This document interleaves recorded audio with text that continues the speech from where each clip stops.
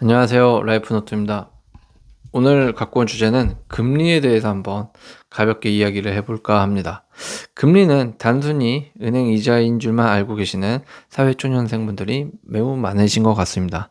사회초년생, 젊은 분이고 아니더라도 나이가 좀 드신 분들이더라도 투자에 대해서 별 관심이 없거나 은행 금리 별로 관심 없거나 아파트 매매 별로 관심 없거나 등등 금융에 대해서 별로 관심 없으신 분들이 생각보다 꽤 많습니다. 그런데 그런 관심 없으신 분들이 금리라는 단어를 들으면 그냥 은행 이자로만 생각을 하기 때문에 더 금리라는 게 더 관심이 없어지고 나와 일상생활 속에서 조금 거리가 멀게 느껴지는 거죠.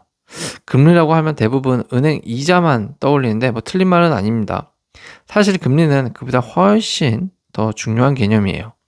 내 집 마련도, 대출도, 주식 투자도, 심지어 물가까지 금리에 따라 들썩이는 거거든요. 복잡해 보여서 피하고 싶었던 금리. 오늘은 조금 쉽게 그냥 생활과 밀접하게 연결되어 있기 때문에 그런 생활 밀착형으로 한번 이야기를 해보려고 합니다. 돈의 흐름을 꿰뚫는다 이런 말을 하는데 너무 깊게 들어가지 말자고요. 그러면 너무 재미가 없어집니다. 한번 시작해 볼게요.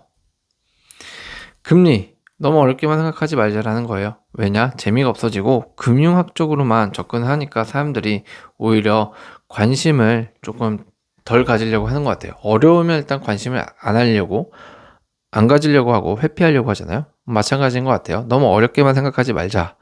모두 금리하면 이자율이라고 생각을 하는데 틀린 말은 아닙니다. 쉽게 말하지만 정작 실제의 의미를 잘 모른다는 게 그게 문제라는 거죠. 너무 당연하다고 생각해서 그런가요? 오히려 헷갈린다라고 하는 사람들이 많은데 때로는 너무 쉽고 당연한 것들에 대해서 깊이 생각을 해보지 않죠. 그 의미를 조금 정확히 이해하지 못하거나 혹은 막연하고 어렵다고만 생각해서 오히려 회피하는 경향이 있는 것 같습니다. 그래서 이 금융학적으로 풀어가면 금리는 너무 어렵고 재미없고 따분하게만 느껴져서 회피할 수가 있는데 사실 금리는 생활과 밀접하기 때문에 절대 멀리해서는 안 된다라는 겁니다. 결국 돈의 개념이라고 생각을 해야 되는 건데요. 이 돈의 개념을 알면, 즉 금리를 알게 되면 우리가 금융학적으로 금융 공부를 하지 않았어도 내가 지금 시점에 있어서 투자를 해야 되는구나. 지금 시점에 있어서 대출을 받아서 집을 사야 되는구나. 이 정도의 판단은 어렵지 않게 할 수 있다라는 거죠. 그런데 금리를 잘 이해를 못하면 그냥 그저 내 타이밍에 내가 하는 게 모든 게 맞는 줄 알고 대출이든 아니면 반대로 무언가 투자를 하든 남들이 안 할 때 하게 되고 남들이 할 때 안 하게 될 수도 있다라는 거죠. 남들은 금리에 맞춰서 투자라든지 어떤 생활을 생활을 이렇게 영위해 나가는데 나는 금리에 대해서 무지하거나 관심이 없다 보니까 결국 남들과 반대로 투자를 한다거나 남들과 반대로 무엇인가 집을 산다거나 무엇인가 자꾸 예금을 하는데 남들과 엇박자가 난다라는 그런 느낌이 좀 들 수가 있다는 거죠. 그래서 금리를 잘 이해를 해야 된다는 겁니다. 자, 금리란 무엇일까요? 당연히 금리는 계속 말씀드리지만 이자율이 맞습니다. 돈의 가치죠. 돈의 가치 또는 돈을 쓰는데 따르는 기회비용이라고도 할 수 있을 겁니다. 기회비용이라고 이해를 하는 게 맞습니다. 돈을 은행에 예치하면 이자를 받죠. 그게 바로 금리입니다. 예전엔 1%, 지금은 3.5%. 이자율이 예전에는 정말 1%대 금리였죠. 지금은 3.5%. 돈의 가치가 달라졌다라는 겁니다. 금리는 즉 돈의 가치를 이야기한다. 금리는 돈을 빌려주거나 예금할 때 주고받는 이자의 비율이기도 하죠. 금리는 돈의 사용료라고 이해를 해야 된다는 겁니다. 돈의 사용료. 친구한테 1,000원을 빌려줬더니 다음 주에 1,050원을 돌려줬습니다. 그럼 50원이 이자가 되죠. 5%가 금리가 되는 겁니다. 즉 돈에도 렌트비를 내고 받는구나 라고 이해를 하면 조금 더 금리의 대해서 이해가 쉽게 될 수 있다는 겁니다. 금리는 높을 때 돈의 가치가 더 높다라는 말이 있는데요. 이게 정확히 무슨 말일까요? 코로나 이전엔 예금 금리가 한 1% 정도 됐고요. 그리고 지금 한 3.5% 이상 되죠. 예금 금리가. 자, 동일한 1,000원이지만 지금이 더 가치가 있다라는 말입니다. 왜? 기대 수익률이 높아졌기 때문에 그렇습니다. 자, 이 기대 수익률을 잘 모르시는 분들을 위해서 간단히 말씀을 드리면, 내가 돈을 1,000원 투자했을 때 얼마를 벌어들일 수 있는지에 대한 예상 수익 비율을 말을 하는 겁니다. 그러니까 금리란 지금 돈을 가만히 두었을 때 얻을 수 있는 수익률, 돈의 기대 수익률을 보여준다는 것이죠. 금리는 돈의 기대 수익률. 금리는 결국 높아지냐 낮아지냐에 따라서 돈의 가치를 변화시킬 수 있다는 뜻도 됩니다. 쉽게 말해서 금리가 높으면 돈을 통장에 넣어두기만 해도 더 많이 불어난다는 것이죠. 예를 들어 설명을 하나 하자면, 어머니가 용돈은 10,000원 주었어요. 그래서 A은행은 연이자가 1%, B은행은 연이자가 5%라면 1년 후에 어떻게 되는 거죠? A은행은 1년 후에 1,100원이 되고 B은행은 1년 후에 1,500원이 되는 거죠. 이자율에 따라서. 같은 돈이라도 어디에 넣느냐에 따라서 돈의 가치가 달라질 수 있다는 게 바로 금리를 말을 해주는 겁니다. 즉 같은 돈을 투자하더라도 은행의 금리 차이로 인해서 금리에 따라서 그냥 넣어두는 거기만 한데도 수익률이 달라질 수 있다. 그래서 금리는 돈의 기대 수익률을 뜻하기도 한다라고 할 수 있는 겁니다. 그래서 이제 은행들이 적용하는 금리가 매우 중요한 거고, 은행들마다 좀 다르지만 항상 투자 상품 같은 것을 이렇게 제한하거나 가입을 권유할 때가 있죠. 이때 가장 중점적으로 내세우는 영업 방식이 뭐죠? 바로 이율, 금리입니다. 금리는 우리는 이렇게 높습니다. 이렇게 대출받을 때는 낮습니다. 하면서 금리를 중점적으로 영업을 하고 마케팅을 하고 가입을 하도록 여러분들한테 영업을 하는 이유 중에 하나가 바로 금리는 돈의 가치, 즉 수익률도 이야기를 해주기 때문에 이제 가입을 어떤 상품을 하냐에 따라서 이제 우리들의 가입을 하는 투자 상품에 가입을 하는 우리들의 돈의 가치가 달라질 수 있다. 그게 금리다라는 겁니다. 금리는 기회비용이다라는 말이 있는데요. 기회비용과 기대 수익률은 다릅니다. 이 기회비용과 기대 수익률을 조금 같게 놓고 보시는 분들이 있는데요. 먼저 이 기회비용에 대해서 이야기를 한번 더 하고 좀 넘어가자면, 이 기회비용은 어떤 것을 선택함으로 인해서 포기하게 되는 다른 선택지의 이익이죠.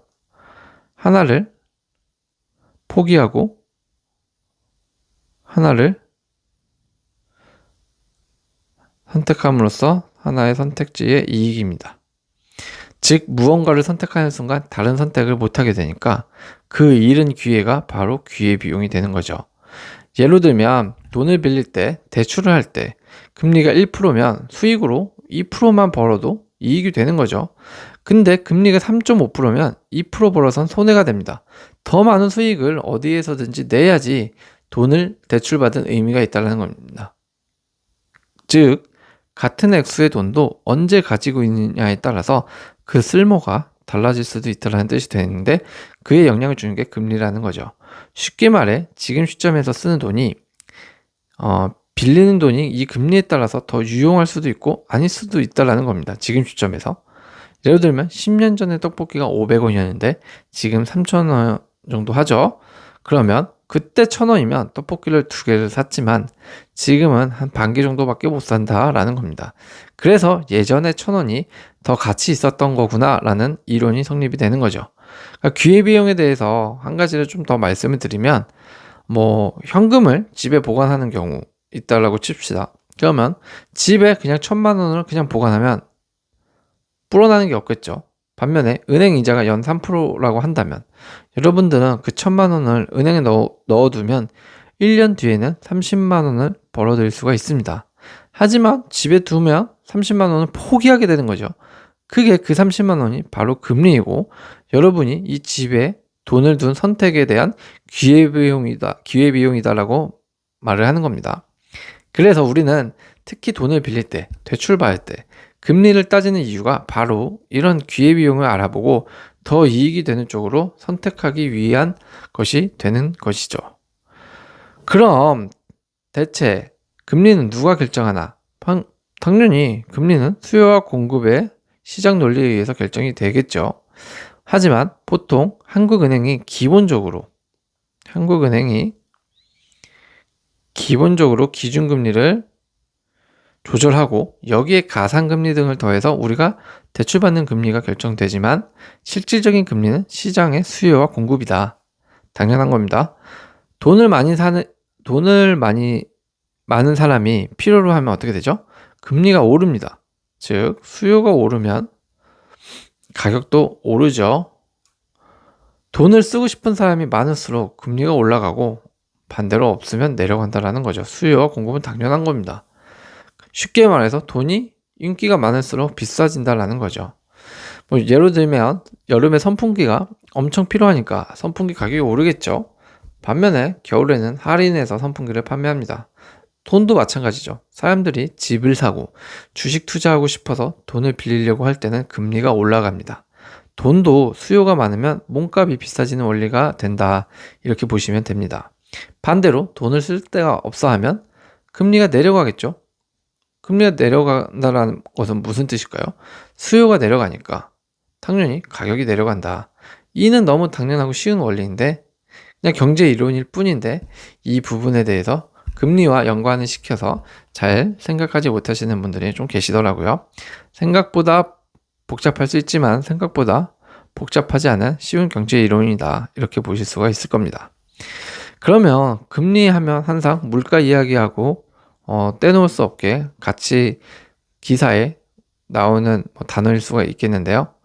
생각을 해보자고요. 물가가 오르면 금리도 따라 오르죠. 이것 또한 당연합니다. 물가가 오르면 금리도 오릅니다. 예를 들어서 부동산 가격이 올랐다고 칩시다. 그러면 사람들이 집을 더 오르기 전에 빨리빨리 살려고 하겠죠. 그러면 집을 살 때는 대출이 필요하니까 대출 수요가 올라갈 겁니다.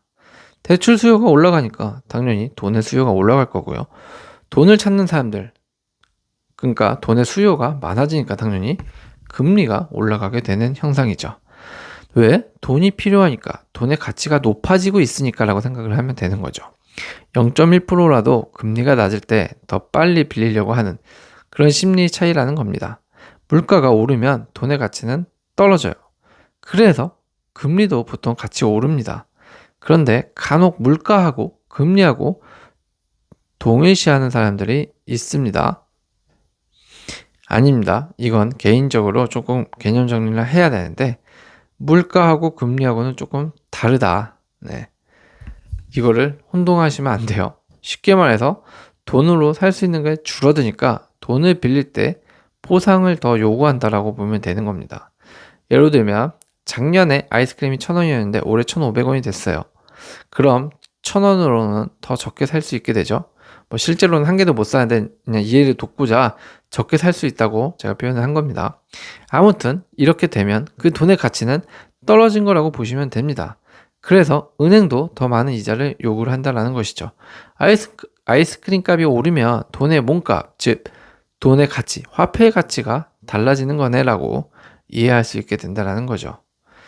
그러니까 이 물가, 금리, 그리고 돈의 가치 이렇게 세 개를 묶어서 생각해 보면 되는데 물가가 오르면 돈의 가치가 떨어지는 거지 금리가 떨어지는 게 아닙니다. 돈의 가치하고 금리하고는 다릅니다. 이거는 개인적으로 정리를 하셔야 될 것 같아요. 자, 경제 성장률을 말할 때 그러면 금리를 빼놓지 않는 이유는 대체 뭘까요? 뉴스에서도 항상 경제 성장률을 기사에서도 경제 성장률을 말을 할 때가 있죠. 그럴 때 금리라는 단어도 항상 꼭 같이 나옵니다. 왜 그럴까요? 그 나라의 경제 성장률하고 금리하고는 무슨 상관일까요?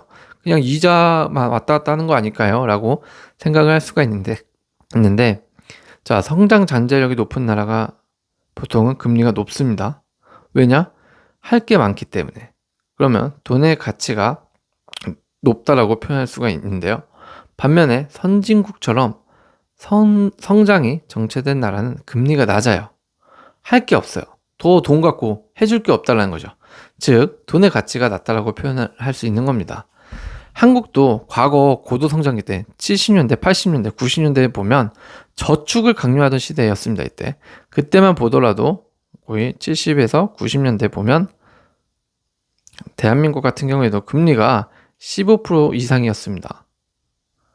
네, 매우 흔했죠. 하지만 그만큼 대출금리도 20% 이상씩 비쌌었습니다. 아무튼 이만큼 금리는 그 나라의 경제 성장률에 따라서 변동이 많이 되고 그 나라를 가늠할 수 있는 지표가 되기도 한다는 겁니다. 지금은 성장률이 낮으니까 금리도 낮아지는 게 자연스러운데 뭐 예외적인 나라가 하나 있죠. 바로 아르헨티나일 겁니다. 아르헨티나는 말 안 해도 아시는 분들은 알 겁니다. 현재 기준금리가 97%입니다. 미쳤죠? 이게 이제 여신금리까지 합치면 100%가 되는데 100%가 넘게 되는데 현재 대한민국 같은 경우에는 3.5%고 기준금리가 미국 같은 경우에는 5.25% 정도가 됩니다. 네. 그러니까 5.25, 3.5%에 비해서 97%는 아르헨티나는 미친 거죠. 그러니까 여신금리까지 합치면 100%면 돈을 은행에서 1억을 빌리면 금리가 100% 이상이 되니까 1억을 빌렸을 때 1년에 갚아야 할 돈이 1억이 된다라는 겁니다. 월로 따지면 한 820만 원 이상이 된다라는 건데 이러니까 사람들이 못 살고 돈을 안 빌리게 되는 거죠. 사실 아르헨티나 같은 경우에는 금리를 이렇게 높게 올린 이유가 따로 있는데 이게 물가가 너무 빨리 오르는 나라이기 때문에 인플레이션이 즉 심한 나라이기 때문에 그것을 잡기 위함이라고 했었다고 해요. 그러니까 사람들이 돈을 안 쓰고 은행에 맡기도록 유도하려고 금리를 높이는 거죠. 아르헨티나는 물가가 미친 듯이 오르고 있다고 합니다. 뭐 오늘 1만 원 하던 게 다음 달에는 바로 15,000원 되고 그렇다고 하네요. 그러니까 사람들은 어떻게 할까요? 지금 안 사면 손해니까 빨리 써야지 하고 돈을 마구 씁니다. 돈을 마구 쓰니까 또 물가가 오르는 거죠. 이것이 계속 악순환 되는 겁니다. 그래서 정부, 그러니까 중앙은행이 이제 이런 거에 대한 좀 해결책을 내놓은 게, 야, 지금 돈 쓰지 말고 은행에 넣으면 이자를 100% 줄게 라고 꼬시는 거죠. 그러니까 사람들은 그래? 그럼 지금 쓰는 것보다는 예금을 하는 게 더 이득이 있겠네 하면서 소비를 줄이겠죠. 그러면 물가 상승도 잠깐 멈춰버리는 효과가 있는 거죠. 즉 인플레이션 억제 효과가 있다라는 겁니다. 그러려고 아르헨티나는 이렇게 이제 기준금리를 90%, 97%까지 올리고 100%까지 올린 건데 그럼에도 물가가 잡힌 게 아니죠. 사실 한 문장으로 조금 쉽게 말하면 지금 쓰는 돈보다 나중에 받을 이자가 더 크도록 만들기 위해 금리를 높였다는 것인데 금리가 해도 너무 높다 보니까 예금보다는 대출 이자에 더 악영향이 가게 된 것이죠. 그러니까 앞으로 좀 더 지켜봐야겠는데 아르헨티나의 이 물가와 금리는 아직도 국가 차원에서 진짜 많이 돈 벌 필요가 있는 것 같습니다. 1억 저기 아르헨티나가 그렇다고 집값이 싼 나라가 아닙니다. 저희 나라처럼 비쌉니다. 그런데 1억을 여러분 같으면 저희 나라에서 1억 빌려서 1년 안에 1억을 갚아야 되면 빌리겠습니까? 당연히 안 빌리죠. 그러면 아무도 집 사는 사람이 없을 겁니다. 그럼에도 집값이 비싸다는 건 또 그만큼 부익부 빈익비 양극화 현상이 많이 심해져 있는 나라이기도 하다. 그렇게 볼 수가 있겠죠. 자, 그러면 경제 성장률까지는 알겠는데 금리와 한국은행과의 관계가 있을까요? 뭐 간단한 관계는 있죠. 나라 전체의 돈의 흐름 누가 조절하죠? 바로 한국은행이 조절합니다. 국가, 나라의 돈의 흐름은 한국은행이 조절한다. 즉 기준금리를 조절을 합니다. 쉽게 말해서 금융시장에 있어서 신호등 같은 역할을 한다라고 보면 되는 건데요. 너무 달리면 속도를 좀 줄이게 하고 너무 느리면 달리게 만들고 그래야 교통체증 없이 원활하게 차들이 달릴 수 있겠죠. 흐름이. 금융도 마찬가지라는 겁니다. 사람들이 너무 많이 소비해서 물가가 오르면 금리를 올려서 대출을 줄이고 소비도 줄이게 만들죠. 반대로 너무 경기 침체가 오면 금리를 낮춰서 사람들이 돈을 쓰게 만든 겁니다. 기준금리는 경제 속도를 조절하는 리모컨이다. 기준금리는 신호등 같은 역할이고 리모컨 같은 역할을 한다. 경제 속도를 조절할 수 있는, 그렇게 보실 수가 있는 거죠. 아직 금리 시장에 대해서 더 많은 이해가 필요하신 분들은 또 이런 말씀을 하실 수가 있어요. 금리를 올렸다 내렸다만 하는 것으로도 물가 흐름을 바꿀 수 있나요? 라고요.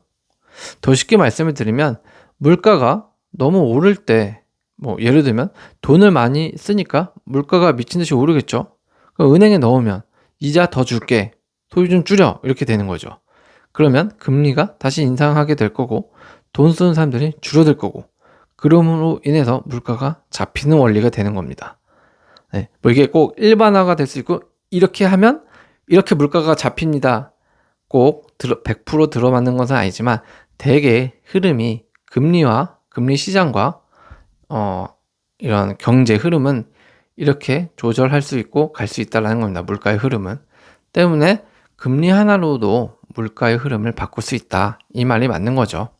경기가 너무 안 좋을 때, 요즘 너무 안 쓰네.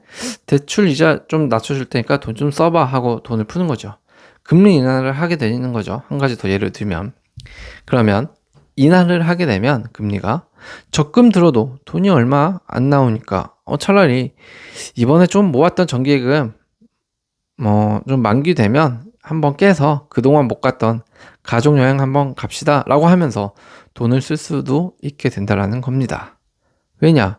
이제 금리가 비쌀 때 저축을 잘해서 많이 벌었는데 금리를 낮춘다고 하면 이번에 못 갔던 가족여행이라든지 이번에 필요했던 물건을 한번 사자.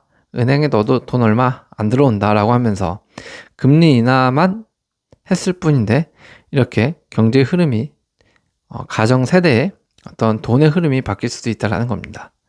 아니면 더 수익률 좋은 펀드나 코인이나 주식을 하자라면 소비 투자가 전체적으로 증가하게 된다는 것이죠.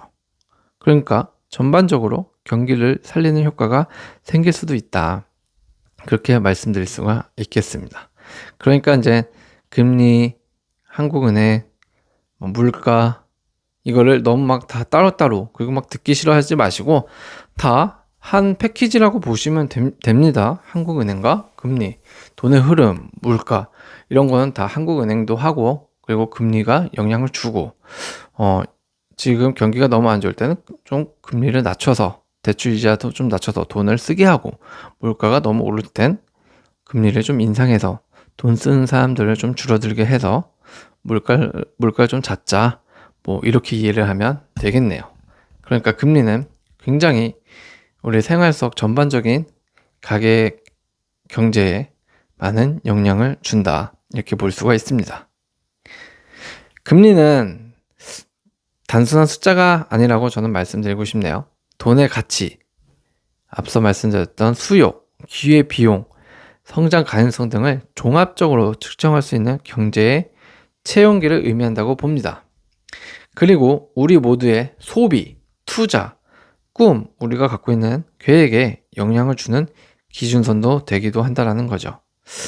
어쩌면 금리는 이미 우리 생활 속 깊은 곳까지 밀접한 연관이 있게 너무 많이 침투해서 우리가 알게 모르게 계속 적용되고 습관되면서 살아갈지도 모른다라는 거죠. 사실 금리라는 단어는 평소엔 멀게 좀 느껴지죠. 한국은행이 기준금리를 인상했습니다. 이런 뉴스가 나오면 그게 나랑 무슨 상관이지 싶을 수도 있어요. 그런데 앞서서 반복해서 말씀드리지만 이미 금리는 우리 삶에 연결되어 있다. 대출 이자, 금리가 높으면 주택담보대출 이자만 해도 한 달에 몇십만 원, 몇백만 원 합니다.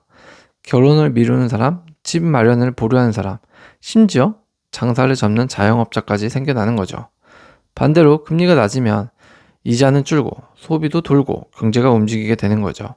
한국은행은 항상 두 가지 사이에서 이제 줄타기를 해야 되는데, 물가를 잡을까, 경기를 살릴까, 이런 고민을 하게 되는 거죠. 사실 이 양자 선택은 늘 쉬운 선택이 아닙니다.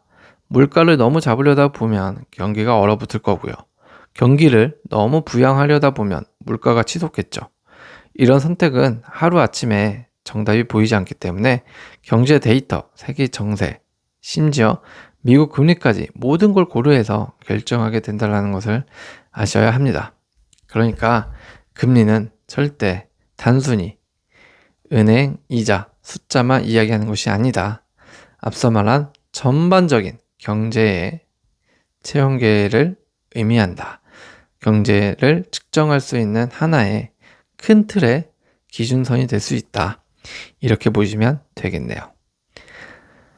오늘도 시청해주셔서 감사합니다.